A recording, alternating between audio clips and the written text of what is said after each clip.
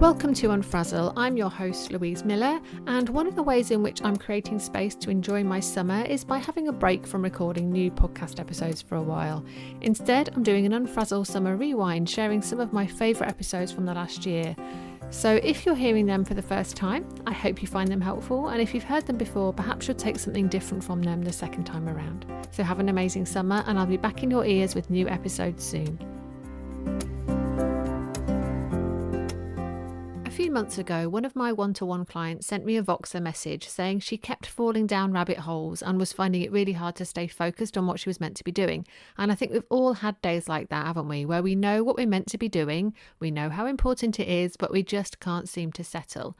And when you're feeling like that, how long do you stay stuck there? And what does that look like for you? So the client who sent me that SOS in Voxer, she'd got some really important work to be getting on with that day, but instead she'd found herself watching recorded sessions from an event that she'd been to a few months previous.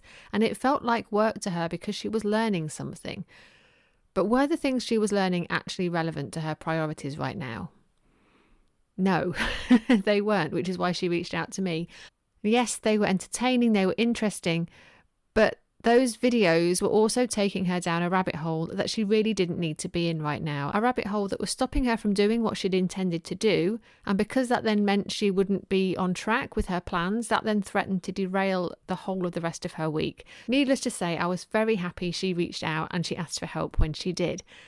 And during that little exchange that I had with her on Voxer, I shared 5 things that she could do to help her settle and refocus. And I would love to share them with you too, so that next time you find yourself in this situation, you've got some tools that you can use to snap you out of it. So the first step is to reset. And this is just about stopping. Taking a deep breath before you get going again and giving yourself a bit of a clean slate. So, closing any tabs, any windows that you've got open that you don't need, clearing your desk a little bit so that you've got that feeling of a fresh start, that feeling of a clean slate. And this is the most important step because it's where you acknowledge the fact that you've been faffing without giving yourself a hard time and then telling yourself that you're going to do something different now. You're going to get focused on what's actually important now. So having that kind of fresh start feeling, the clean slate feeling is really helpful. So the first thing to do is to just stop completely. And then step 2 is to take back control. So this is where you choose. What are you going to do next? And something you can do to really cement that in your mind and make that commitment to yourself. You might feel a bit weird, but say it out loud. Say out loud what you're going to do next. Or if you can't do that, you might look a bit weird if you're out and about somewhere in a coffee shop or something working and you suddenly announced to everybody around you what you were about to work on. You can at the very least write it down. Engaging with it in some way will give you a stronger connection to what you're doing. And quite often, a common reason that people fall down the rabbit hole in the first place is because they've got a lack of clarity around what they should be doing.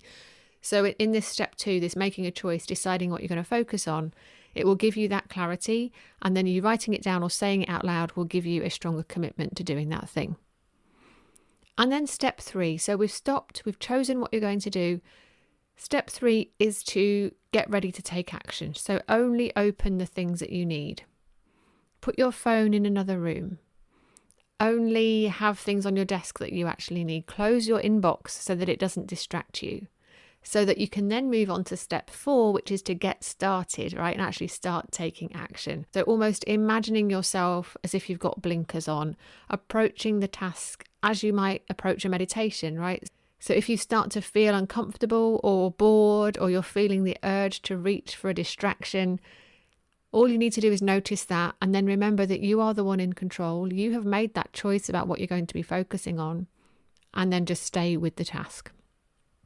And step 5 is something that will help you with that. So something that you can do if you do struggle with distraction is to start a distractions list.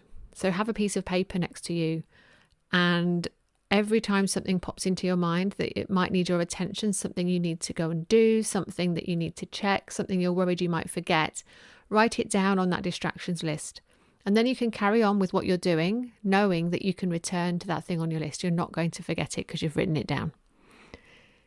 So just a quick recap. So step 1 is to pause, Take a breath, clear the decks a little bit, give yourself a clean slate. Step 2 is to choose, take back control, make a choice about what you're going to do next.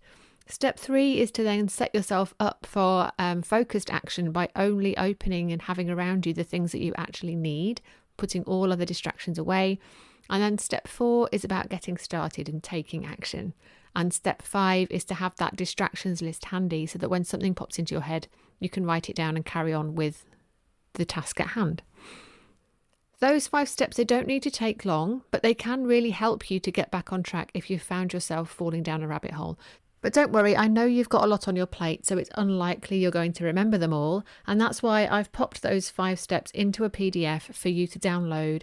And then you can keep that handy the next time you find yourself down a rabbit hole. So there's a link to grab your free copy of that in the show notes. And as always, I hope that this helps, and I look forward to seeing you again soon. If you enjoyed this episode, please share it with a friend who needs a dose of calm productivity in their life. And I'd love it if you could leave me a rating and a review, as that will help more people discover this podcast. If you'd like to hear more from me to help you stop faffing and take back control of your time, you'll find a link to join my mailing list in the show notes, and I would really love for you to join us. So thanks so much for your support, and I look forward to seeing you next time.